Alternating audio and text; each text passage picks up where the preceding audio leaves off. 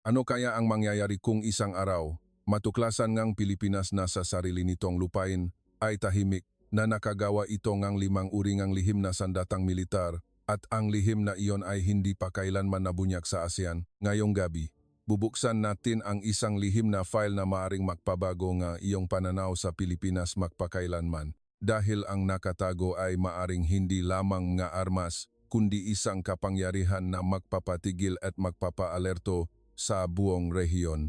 Sa hating gabi ngang isang gabi, bumuhos ang ulan na parang tinatakpan ng langit ang isang bagay. Madilim ang kalangitan sa silangang bahagi ng Pilipinas. Tanging kidlat ang paminsan-minsang nagbibigay liwanag. Inilalantad ang anino nga bundok at matataas na bakot na bakal na umaabot sa isang lihim na lugar. Sa mapa ng gobyerno, ang lugar na iyon ay tinukoy lamang bilang isang espesyal na zonang pananaliksik sa industriya, walang pangalan, walang detalye, at walang sinuman sa publiko ang seryosong nakapagbanggit tungkol dito. Nang gabing iyon, tatlong walang markang truck militar ang dahan-dahang dumaan sa tarangkahang bakal. Bumukas ang tarangkahan sa pamamagitan ng isang multi-layered scanning system bago agad na magsara na parang walang nangyari. Sa loob ngang unang truck, wala itong dalang armas, ginto o mahahalagang bilanggo, kundi isang malaking itim na safety deposit box. Sa loob nito ay nakalagay ang isang hanay ng mga dokumento na nawala sa sistema ng gobyerno ng Pilipinas ng mahigit 38 taon, mga dokumento na inakala ng marami na sinuno na simula pa noong Cold War. Sa isang malalim na underground control room, nakatayo ang isang lalaking nasa 60 taong gulang, ang direktor ng lihim na sentro, sa harap ng isang malaking screen.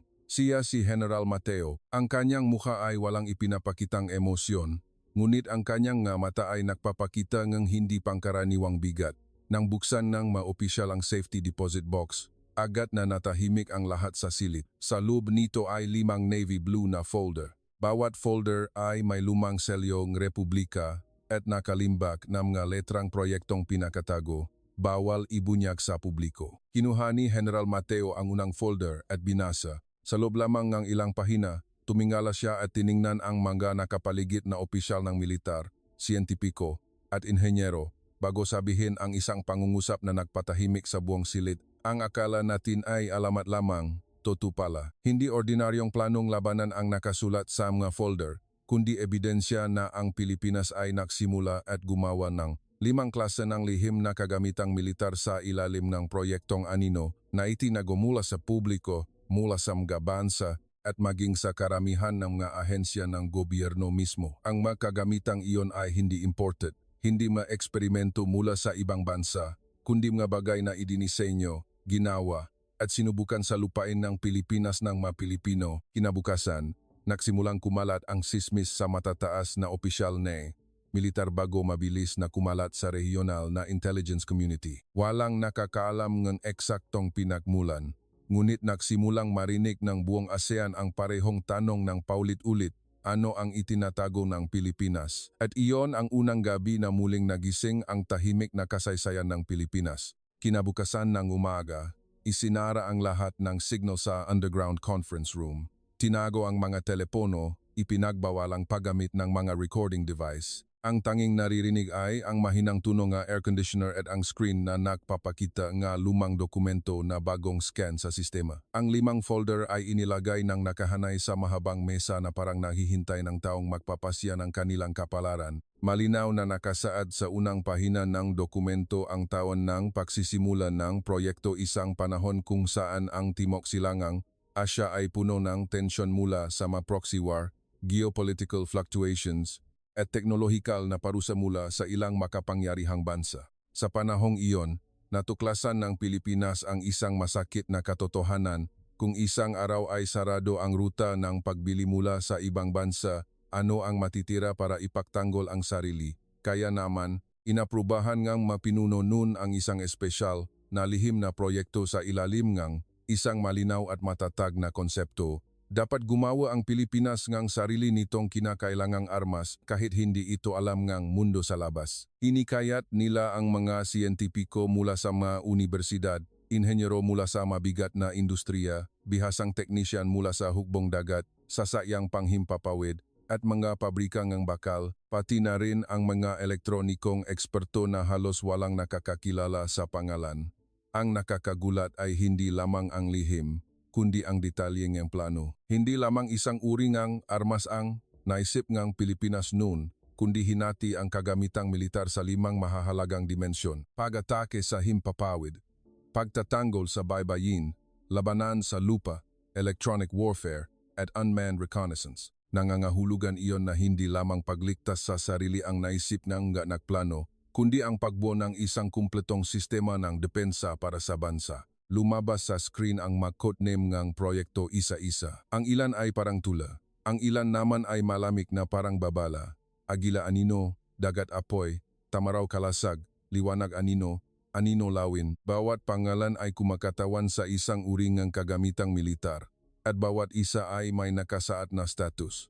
Matagumpay ang prototype, ang ilan ay handa na para sa limitadong paggamit sa tiyak na lugar bago tahimik na ipinatigil ng magbago ang sitwasyon sa mundo. Ang mahalagang tanong ngayon ay hindi kung gumawa ba ang Pilipinas ng nga bagay na ito dahil malinaw na sinasagot ng mga dokumento na o ang tunay na tanong ay nasaan na ang lahat ng iyon nang ipakita ng screen ang puting-itim na larawan mula sa ilalim ng bundok.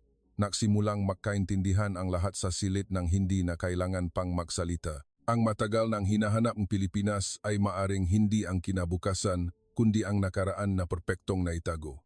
Opisyal na binuksan ang unang folder kinagabihan. Ang pamagat sa pabalat ay malinaw na nagsasaad, Proyektong Agila Anino, pangsuportang sasakyang panghimpapawid na may mababang visibility. Sa pangalan pa lamang, napahilig ang lahat sa screen ng hindi namamalayan. Dahil kung ito ay toto, nangangahulugan ito na ang Pilipinas ay nakabuo ng isang prototype na eroplano ng giyera na may konsepto na dekada ng mas advanced kaysa sa inaasahan ng sinuman. Lumabas sa screen ang drawing. Ang katawan ay hindi kalakihan, ang mapakpa ay matulis ang anggulo, at ang katawan ay patag upang bawasan ang radar reflection. Ang ma-air intake ay nakatago sa posisyon na mahirap matukoy mula sa harap. Ang mga inhenyero ng sasakyang panghimpapawid sa conference room ay napakunot dahil ang ilang bahagi ng disenyo ay malapit sa konsepto ang modernong stealth aircraft kahit na ang madokumento ay may petsang ilang dekada na ang nakaraan. Ang pangunahing katangian ng Agila Anino ay hindi ang pinakamataas na bilis, kundi ang kakayahang lumapit sa target ng pinakatahimik at sa mababang antas. Idinisenyo ito upang lumipat ng malapit sa mga burol, kagubatan, o baybayin sa taas na mas mababa kaysa sa karaniwang deteksyon ng ground radar. Nilagyan ito ng isang basic na sistema ng pagambala ng signal na gawa nga inhenyero nga Pilipinas at gumamit nga pinahalong materyales sa estruktura na bahagyang ginawa sa mga lokal na pabrika upang bawasan ang pagdepende sa mga dayuhang piyesa. Sa ulat ng pagsubok, mayroong nakasulat na simulated mission na nagpabagal sa pahinga ng lahat. Ang prototype ay nakalipat ng walang detection sa 4 na simulated radar checkpoint sa loob ng 11 minuto. Bagaman ang mga armas na nakakabit ay experimental na short-range guided missiles at air machine guns lamang, ang konsepto nito ay napakalinaw. Hindi ito ginawa para takutin ang mundo, kundi para makaroon ang Pilipinas ng isang lihim na suntok na walang sinuman ang makakaasa. Ang mas nakakagulat pa ay ang halos huling pahina nga lakip na dokumento ay naglalaman ng larawan ng isang hanga ng sasakyang panghimpapawid sa ilalim ng bundok sa isang lalawigan na nakatago ang pangalan. Sa loob ng dilim, makikita ang dalawang istruktura ng sasakyang panghimpapawid na nakaparada. Ang isa ay nakatakip ng trapal, ang isa naman ay may malabong markang bandera ng Pilipinas sa katawan. Kung hindi ito peke, nangangahulugan ito na mayroong prototype na nakaligtas. Mahinang sabi ng isang analyst. Muling kumalat ang internal na balita kinagabihan.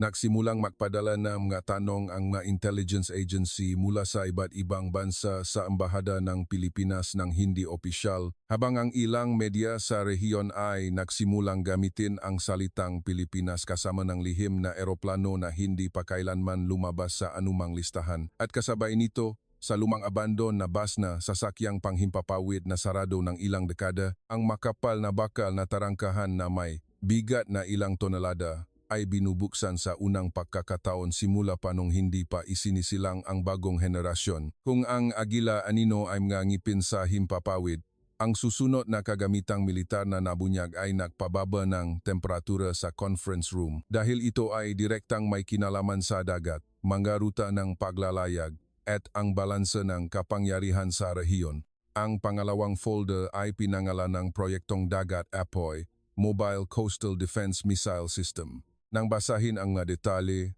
ang unang nakitang lahat ay ang estratikong konsepto ng Pilipinas noon. Kung hindi makakatunggali ang Pilipinas sa lakas ng hukbong dagat ng madakilang kapangyarihan, ang kailangan nito ay isang armas na magpipigil sa kaaway na lumapit sa baybayin ng Pilipinas sa simula pa lamang. Ang Dagat Apoy ay idinisenyo bilang isang truck-mounted launching system na pwedeng magpanggap na ordinaryong sasakyang pangtransportasyon. Madali itong ikabit at mailipat sa kahabaan ng baybayin at itago sa mga lugar na sibil o bakawan bago gamitin lamang kung kinakailangan. Napaka-advance ng konseptong ito nung panahong iyon dahil ginawa nitong isang mapanganib at hindi mahuhulaan ang baybayin ng Pilipinas. Ang misile mismo, ayon sa dokumento, ay gumagamit ng pinahalong gabay sa pagitan ng search radar at infrared sensor sa huling bahagi. Ang mga inhenyerong Pilipinas ay nakagawang kanilang sariling ground fire control system sa isang tiyak na antas at ang pinakamahalaga, ito ay may armor-piercing warhead na sapat upang mapatigil ang mga medium hanggang heavy attack ship. Bagaman hindi nito kayang palubugin ang lahat ng barko, ang panganib lamang ay sapat na upang baguhin ang desisyon ng kalaban. Sa kalakip na larawan ng pagsubok, mayroong eksena mula sa isang lugar sa baybayin na nakatago ang lokasyon. Ang sasakyang panglulunsad ay nakatago sa ilalim ng isang camouflaged net. Ang mga field personnel ay nakaupo sa isang maliit na control center na parang isang container box. Pagkatapos, ang missile ay lumipat bilang isang mainit na linya ng ilaw sa madilim na kalangitan at ilang segundo pagkatapos, ang simulated target sa gitna ng dagat ay nahati sa dalawa. Ngunit ang mas nagpatahimik sa lahat sa silid ay ang tala sa dulo ng ulat, limitadong dami na ginawa at nakaimba sa 3 malalim na reserba. Walang sinuman ang naakala na hindi huminto ang Pilipinas sa prototype lamang. Kinagabihan, mabilis na kumalat ang tsismis sa mga kabisera ng ilang bansa sa ASEAN. Simulang magtanong agad ang mga maritime analyst kung ang Pilipinas ay may lihim na coastal system na maaaring buhayin muli. Ang balanse sa golpo ng Pilipinas at Dagat Sulu ay maaaring kailanganing kalkulahin muli. At ito ang unang pagkakataon na ang salitang gawang Pilipino ng palihim ay hindi tunok tulad ng isang nobela, ngunit nagsimulang tunok tulad ng isang babala. Nang buksan ang pangatlong folder, ikinagulat ng marami ang pangalan nito dahil tuno ito na matapang ngunit malinaw ang pagiging Pilipino. Proyektong Tamaraw Kalasag, All-Purpose Armored Assault Vehicle para sa magkakaibang terrain.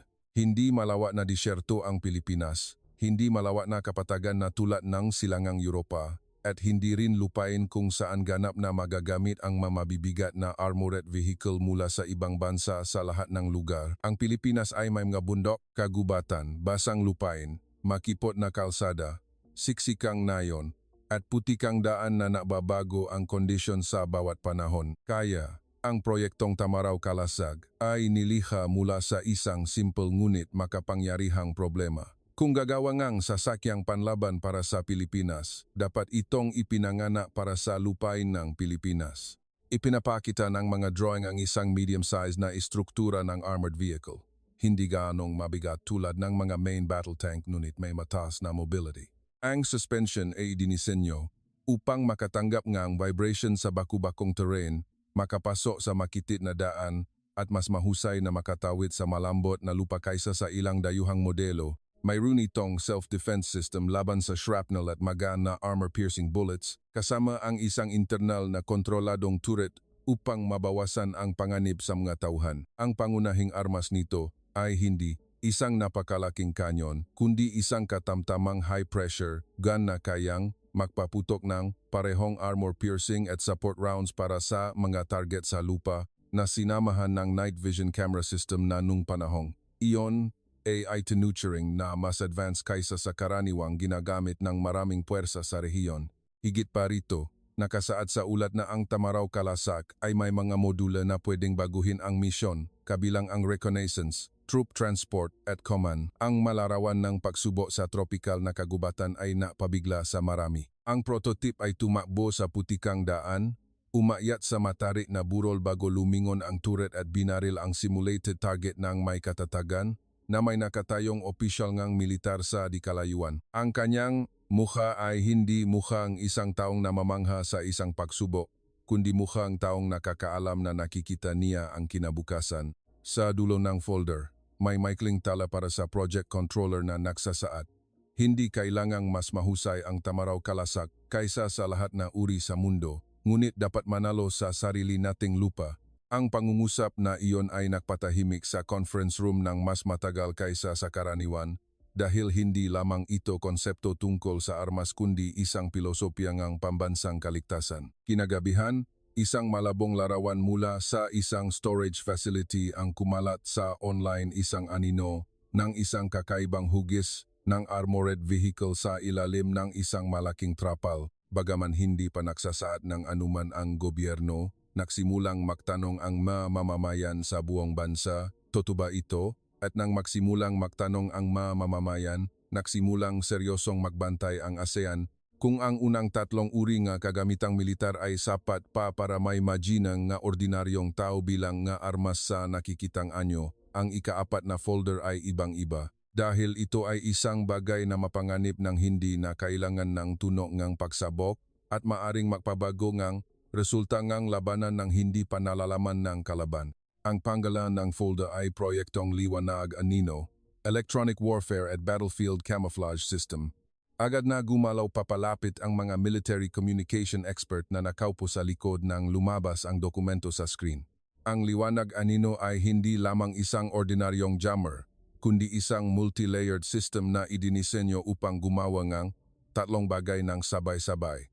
Guluhin ang komunikasyon ng kalaban, linlangin ang detection system, at lumihanam nga peking imahe sa radar o target tracking system. Noong panahong iyon na ang teknolohiya ng Pilipinas ay hindi pa tinatanggap sa paningin ng maraming bansa, sinubukan ng proyektong ito na gawin ang isang bagay na binibigyan ng pinakamataas na kahalagahan maging ng gadakilang kapangyarihan. Gumamit ito ngang mobile ground station kasama ang maliliit na kagamitan sa field na ipinapakalat sa mga estratehikong punto upang lumikha nga isang wave interference screen sa isang tiyak na lugar. Napakagulat na ang maikling ulat lamang, ngunit nang buksan ang mga resulta ng pagsubok, natahimik ang lahat sa silid. Sa isa sa mga lihim na military exercise, ang sistema ng Liwanag Anino ay nakapagpakita ng pekeng target sa simulated radar ng kalaban na gumagalaw patungong Hilaga, habang ang tunay na puwersa ay gumagalaw patimok ng hindi natuklasan sa loob ng ilang minuto. Bukod pa rito, nakapagdulot din ito ng interference at delay sa ilang frequency band ng radio communication na nakdulot ang pagkalito sa MH field order ang kalaban. Kung totoo ito, mahinang sabi ng isang analyst, hindi lamang gumawa ng armas ang Pilipinas, ngunit sinubukan din na kontrolin ang larangan ng digmaan gamit ang impormasyon. Higit pa rito, nakasaad sa folder na ang sistema ng Liwanag Anino ay nasubukan ng nakakabit kasama ng Agila Anino at Dagat Apoy. Nangangahulugan ito na ang 5 proyektong ito ay hindi naisip ng hiwalay kundi idinisenyo upang maging isang kahanga-hangang pinagsama-samang network ng labanan. Nagsimulang lumalim ang tanong sa isip ng bawat isa. Kung ang mga nakaraang henerasyon ng Pilipino ay nakarating sa ganitong kalayuan, bakit ang lahat ay tahimik na nawala na parang hindi kailanman umiral? Kinagabihan, nagsimulang magbalita ng mas matindi ang media sa ibang bansa. Tinawag ng ilang news agency na Shadow Weapons Network ng Pilipinas, habang ang ilang bansa sa rehiyon ay nagsimulang magtanong sa pamamagitan ng diplomatikong channels ng hindi opisyal. Ngunit sa lihim na underground center ng Pilipinas, ang pinakamaraming alam ay hindi sumagot sa sinuman dahil ang huling folder ay hindi pa nabubuksan. Maingat na inilagay ang huling folder sa gitna ng mesa, nakaiba sa naunang nga folder, na parabang nadamangang lahat sa silit na ang nasa loob ay maaring ang pinakamahalagang bahagi ng buong larawan. Nakasaad sa pabalat ang panggalang Proyektong Anino Lawin, Unmanned Reconnaissance at Long-Range Target Designation Aircraft. Nahinto sa pahinga ang marami sa isang saglit, dahil ang drone reconnaissance ay isang bagay na binibigyan lamang ng malawak na kahalagahan ng mundo sa loob lamang ng ilang dekada. Ngunit sinasabi ng folder na sinimulan na ng Pilipinas ang pagbuo ng konseptong iyon ng mas maaga kaysa sa inaasahan ng sinuman. Ipinaliwanag sa loop ngang dokumento na ang Anino Lawin ay ginawa upang maging magamata sa ibabaw nga larangan ng digmaan, kayang lumipat ng matagal sa katamtamang taas at magpadala ng mga larawan at coordinates pabalik sa ground control ng malapit sa real time. Bagaman ang sistema ng pagpapadala ng data noon ay hindi pa gaanong advanced tulad ngayon, gumamit ang mga inhenyero ng Pilipinas ng pinaksamang microwave, coded signals, at onboard backup recording sa mismong aircraft upang maiwasan ang pagkawala ng data. Ang hugis na Anino Lawin ay simple ngunit epektibo, mahaba ang pakpak, payat ang katawan, engine na matipid sa gasolina, at isang camera bay na kayang umikot sa lahat ng direksyon. Ang nakakagulat ay hindi lamang ito idinisenyo para manmanan, kundi para din ituro ang target sa sistemang dagat-apoy o sa mga ground unit ng mas tumpak. Ito ang nakumpleto sa pangkalahatang larawan ng 5 proyekto. Ang Agila Anino ay mangipin sa himpapawid, ang dagat-apoy ay ang pader ng baybayin, ang Tamaraw Kalasag ay ang suntok sa lupa, ang Liwanag Anino ay ang utok ngokpok tatago, at ang Anino Lawin ay ang mata na nagugnay sa lahat. Sa isa sa makaulat na pagsubok, mayroong maikling mensahe na nakpabaho sa kapaligiran na buong silit. Ika, 720 na pagsubok sa paklipat ay matahumpay. Ang aircraft ay nakabalik sa base na may kumpletong larawan ng target area. Nangangahulugan iyon na ang Anino Lawin ay hindi lamang nanatili sa drawing, lumipat nga ito. Pagkatapos, binuksan ng technical officer ang huling lihim na file sa screen, isang larawan mula sa mataas na anggulo ng isang luma at inabando ng hangar. Nang palakihin ang larawan, nakitang lahat ang Anino ngang isang unmanned aircraft na may mahabang pakpak na nakaimba sa 2 malalaking kahon. Kung may babalik natin ang lahat ng ito, hindi lamang matutuklasan ng Pilipinas ang malumang bagay kundi ang sarili nitong pundasyon ng teknolohiya, mahinang sabi ngang isa sa mga siyentipiko. At nang bahagyang kumalat ang impormasyon tungkol sa Anino Lawin, ang ilang kalapit bansa ay nagsimulang magpulong ng biglaan dahil ang nagpabigla sa kanila ay hindi lamang ang 5 armas, kundi ang katotohanan na ang Pilipinas ay matagal nang nag-isip ng sistematiko. Sa loob ngang wala pang 48 oras matapos kumalat ang balita tungkol sa lihim na kagamitang militar ng Pilipinas, nagsimulang kumilos ang media sa rehiyon ng sabay-sabay. Ang security analysis program sa iba't ibang bansa ay ginawa itong pangunahing paksa. Ang mga graphic simulation ng 5 uri ng armas ay nagsimulang lumabas sa mga screen. Bagaman walang sinuman ang makapakukumpirma ng buo, ang salitang gawang Pilipino ng palihim ay sapat na upang mapatigil ang buong rehiyon. Tiningnan ng ilang analyst na ito ay maaring malumang proyekto lamang na hindi na gumagana, habang ang ilan ay nagbabala na ang teknolohiyang naisip ng mas maaga sa panahon ay may malaking halaga kapag muling binuo sa bagong henerasyon. Dahil nangangahulugan ito na ang bansa ay hindi nagsisimula sa wala, kundi nagsisimula mula sa pundasyon na kanilang itinayo sa sarili nilang mga kamay. Sa isang kabiserang ASEAN, mayroong lihim na pulong ng Security Advisory Council. Ang madumalo ay hindi lamang interesado sa bilang ng maarmas, kundi sa konsepto na ipinapakita ng Pilipinas sa mga dokumentong iyon, dahil ang 5 proyekto ay malinaw na nagpapahiwatig na ang Pilipinas ay hindi tinitingnan ang pambansang depensa ng hiwalay, kundi bilang isang pinagsama-samang network na nangangahulugang kung muling bubuhayin ang proyekto, ang Pilipinas ay maring umunlad ng mas mabilis kaysa sa inaasahan. Kasabay nito, sa loob ng Pilipinas, nahati ang agos ng publiko sa 2 direksyon. Ang isang panig ay lubos na ipinagmamalaki. Nakikita ito bilang ebidensya na ang Pilipino ay may kakayahan na higit pa sa inaakala.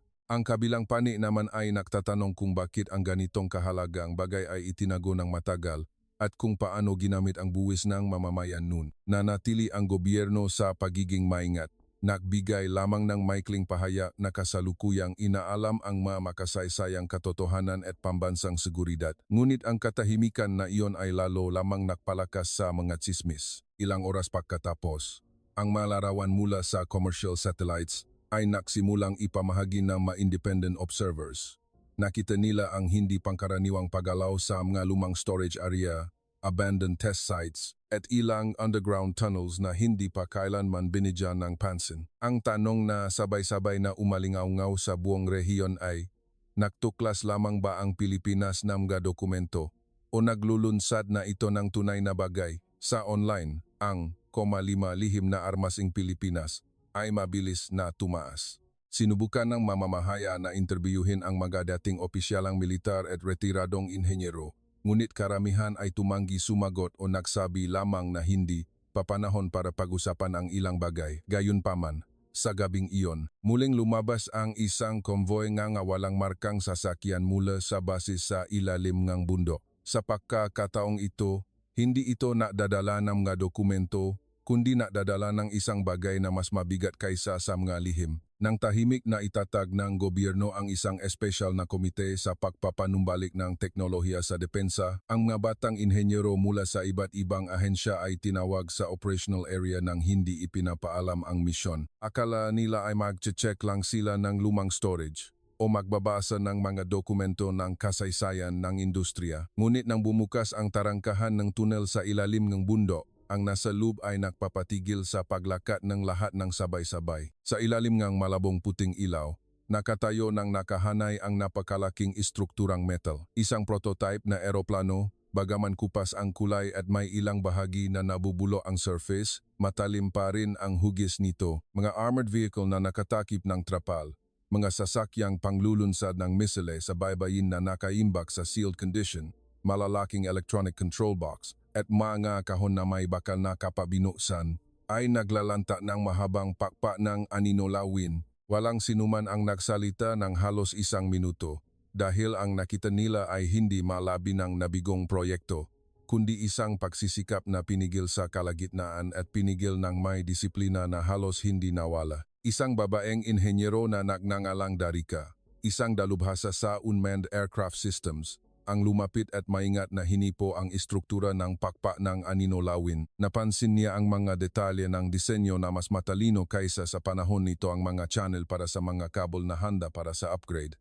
ang madaling pagpapalit ng field equipment, at ang sistematikong pag-ayos ng center of gravity. Tumingin siya sa kanyang makasamahan bago mahinang sabihin, hindi sila naglaro lamang. Sa kabilang panig, sinuri ng team ng Agila Anino. Nakita nilang nabubulo na ang ilang sistema at hindi na magagamit, ngunit ang pangunahing istruktura ay buo pa rin ng higit pa sa inaasahan. Ang mga manual ng pag-ayos ay nakaimbak pa rin sa sealed at moisture-proof boxes, na parang alam ng orihinal na may-ari na isang araw ay may babalik. Habang mas maraming sinusuri, ang pakiramdam sa mga inhenyero ay nagbago mula sa pagkabigla tungo sa paggalang. Nagsimula silang makaroon ng kamalayan na ang kanilang trabaho ay hindi lamang pag-ayos ng mga lumang bagay, kundi ang pagpapatuloy sa pangarap ng mga taong nangarap na tumayo ang Pilipinas sa sarili nitong teknolohiya. Sa internal na ulat ng unang gabi, may maikling ngunit makapangyarihang konklusyon. Lahat ng 5 uri ng kagamitang militar ay maaring buhayin ang kaalaman at ang ilang sistema ay maaring muling subukan sa loob ng maikling panahon kung bibigyan ng sapat na resources at otoridad sa paggawa ng desisyon. Ang pangungusap na iyon ay direktang ipinadala sa pinakamataas na otoridad at sa sandaling iyon, hindi na nakatayo ang Pilipinas sa harap ng isang lihim, kundi nakatayo sa harap ng isang mahalagang desisyon ng siglo. Ilang linggo ang lumipas ng walang opisyal na anunsyo, ngunit ang paggalaw sa lihim na test site ay naging mas malinaw. Ang mga ground system ay muling itinayo, ang lumang runway ay pansamantalang inayos, ang mobile control rooms ay inilagay sa posisyon, at ang pinakakakaiba ay ang kalangitan sa ibabaw ng ilang bahagi ng Pilipinas ay nagsimulang paghigpitan ang paglipat sa ilang pagkakataon na ang dahilan lamang ay mga misyon sa seguridad. Isang umaga bago sumikat ang araw, balot ng hamok ang test base sa Lambak. Lahat ng opisyal ay nasa posisyon, na may mga order na mabilis na dumadaloy sa naka-encrypt na communication network. Ngayon, hindi lamang ito isang ordinaryong technical na pagsubok, kundi isang patunay sa mga mamayan ng bansa at sa mga matang nakatingin mula sa buong rehiyon kung magagawa ba talaga ito ng Pilipinas. Nagsimula ang pagsubok sa aninolawin.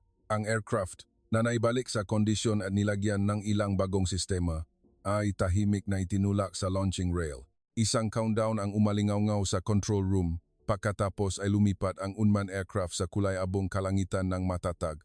Agad na ipinakita ng ground station screen ang live feed mula sa camera sa ilalim ng aircraft. Ilang opisyal ay napangiti sa unang pagkakataon dahil nangangahulugan iyon na muling nakakakita ang mga mata ng Pilipinas. Pagkatapos, ang sistema ng liwanag anino ay inaktibo sa SEAL test zone. Ang resulta ay nagpakita na ang simulated radar ng kalaban ay nakagawa ng ilusyon ng imahe sa ibang direksyon ayon sa disenyo. Maaring hindi pa perpekto ang katumpakan tulad ng mga modernong pamantayan, ngunit sapat na ito para maunawaan ng mga observers na ang mga prinsipyo ng mga nakaraang henerasyon ay gumagana pa rin. Kinagabihan, ang dagat apoy ay sinubukan sa isang simulated firing sa dagat. Ang unmanned target sa gitna ng tubig ay sinundan ng anino lawin bago ipinadala ang coordinate sa fire control system at ang misile ay lumipad mula sa mobile launcher ng eksakto. Ang pagsabok na nangyari sa gitna ng dagat ay nagpatahimik sa control room sa isang saglit bago may mahinang palakpakan na umaling-aunaw ng walang nakasundo. Bagaman ang Agila Anino at Tamaraw Kalasag ay nasa yugto pa ngang malalim na pagsusuri sa seguridad, sapat na ang resulta ng pagsubok ng unang tatlong sistema upang kumalat ang balita at nang kumalat ang malalabong larawan mula sa long lens sa online, sabay-sabay na nalaman ng buong rehiyon na hindi lamang ito alamat mula sa mga lumang file, ginagawa itong totunang Pilipinas. Matapos hayaan ang mundo na manghula ng matagal, sa wakas ay nagpasya ang Pilipinas na maglabas ng pahaya na hinihintay ng lahat. Ang malaking conference room sa Manila ay inihanda ng simple, walang pagpapakita ng armas, walang pagmamayabang na larawan, walang magasalitang nakahamon sa sinumang bansa ngunit ang kapaligiran ay tense na halos mahawakan. Ang mamamahaya mula sa buong rehiyon ay nakaupo ng puno. Ang ilang diplomatikong kinatawan ay dumalo upang makinig ng may pag-iingat. Ang nagpahayag ay hindi ang pinakamagaling na politiko kundi isang pinagsamang komite ng security sector, siyentipiko, at industriya ng Pilipinas. Ang pambungat na mensahe ay maikli, siksik, at matatag. Kinumpirma ng Pilipinas na natuklasan nito ang makasaysayang ebidensya at prototype ng 5 proyekto ng kagamitang militar na binuo ng mga Pilipino sa nakaraan, kung saan ang ilang bahagi ay maring buhayin ang kaalaman at masubukan sa teknikal na paraan. Idinidiin na ang layunin ng pagpapanumbalik ay hindi upang banta ang sinuman, kundi upang palakasin ang kakayahan sa depensa ng bansa, teknolohikal na self-reliance, at panatilihin ang balanse sa estratehikong paraan ng may pananagutan pagkatapos. Ang ilang bahagi nga, larawan ng 5 proyekto ay opisyal na ipinamahagi sa unang pagkakataon Agila Anino, Dagat Apoy, Tamaraw Kalasag, Liwanag Anino, Anino Lawin. Ang buong conference room ay natahimik ng kakaiba, walang bulungan, walang mabilis na pack-flash ng kamera tulad ng dati. Lahat ay parang nagpoproseso ng isang bagay. Hindi nagpapahaya ang Pilipinas na magiging superware, kundi nagpapahaya na ang Pilipinas ay hindi na maaring maliitin ng sinuman. Ilang oras pa katapos, sa isang mabilis na tinawag na regional na diskusyon, iminungkahi ng kinatawan ng ilang bansa ang kooperasyon sa transparency habang ang ilang bansa ay nakpahaya ng pagkabahala tungkol sa military competition. Ngunit ang hindi sinabi ng direktang sinuman ay ang kanilang sabay-sabay na pagkabigla na ang bansang matagal nilang tiningnan bilang nagbibigay diin sa pag-usap at balansa ay may kasaysayan na teknolohiya na mas malalim at mas tahimik kaysa sa inaakala.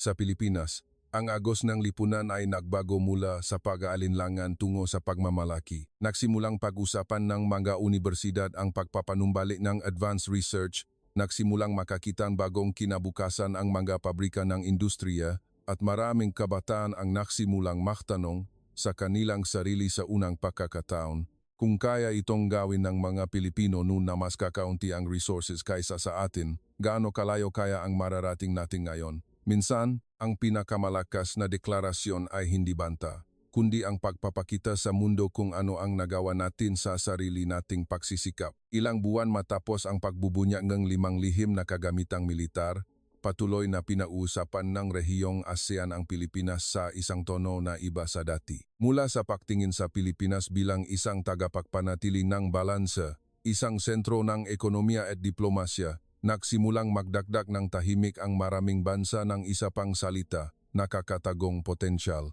Ngunit para sa mga Pilipino mismo, ang pinakamalalim na pagbabago ay hindi lamang ang imahe sa mata ng ibang bansa, kundi ang paraan ng pagtingin ng bansa sa sarili nito. Sa bagong research center na itinayo sa database ng lihim na proyekto, ang mga batang inhenyero ay dumaan sa mga prototype na na-preserve at in-upgrade ng maingat. Ang Agila Anino ay ginawang prototype para sa aerodynamic studies. Ang dagat apoy ay pinagpatuloy upang bumuo ng isang smart coastal defense system.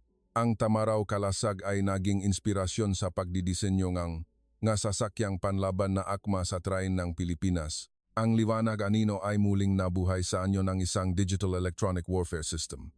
At ang Anino Lawin ay nagsilang ng isang bagong henerasyon ng unmanned aircraft project na halos buong binuo ng isang team ng Pilipino. Sa isang maliit na silid sa loob ng museo sa sentro, nakalagay ang mga orihinal na dokumento mula sa unang yuk. Sa dingding, ang mga kupas na folder ay naglalaman ng sulatin sa lapis na nakoreksyon ng disenyo, mga babala tungkol sa kakulangan ng pondo, at isang maikling sulat mula sa isa sa mga project leader na isinulat para sa team. Kahit hindi alam ng mundo, basta't makaligtas ang bansa, sapat na. Ang pangungusap na iyon ay nabasa ng hindi mabilang na mga estudyante, kadete, researcher, at ordinaryong mamamayan.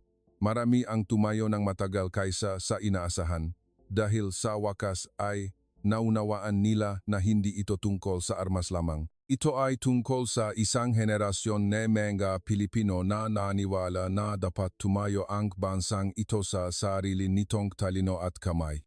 Sa entabladong ASEAN, pinaninindigan pa rin ng Pilipinas ang dating posisyon nito, kapayapaan, kooperasyon, at pangkalahatang katatagan. Ngunit sa pagkakataong ito, ang bigat ng mga salitang iyon ay naiba. Dahil alam ng lahat na sa likod ng ngiti at katahimikan, ang Pilipinas ay may kakayahan, lalim, at isang mahabang kasaysayan ng pahahanda na mas matagal kaysa sa inaakala ng sinuman. Ang kuwento ng 5 lihim na armas ay hindi nagtatapos sa pagkabigla ng ASEAN at hindi nagtatapos sa pagtuklas ng mga warehouse o mga folder ng dokumento.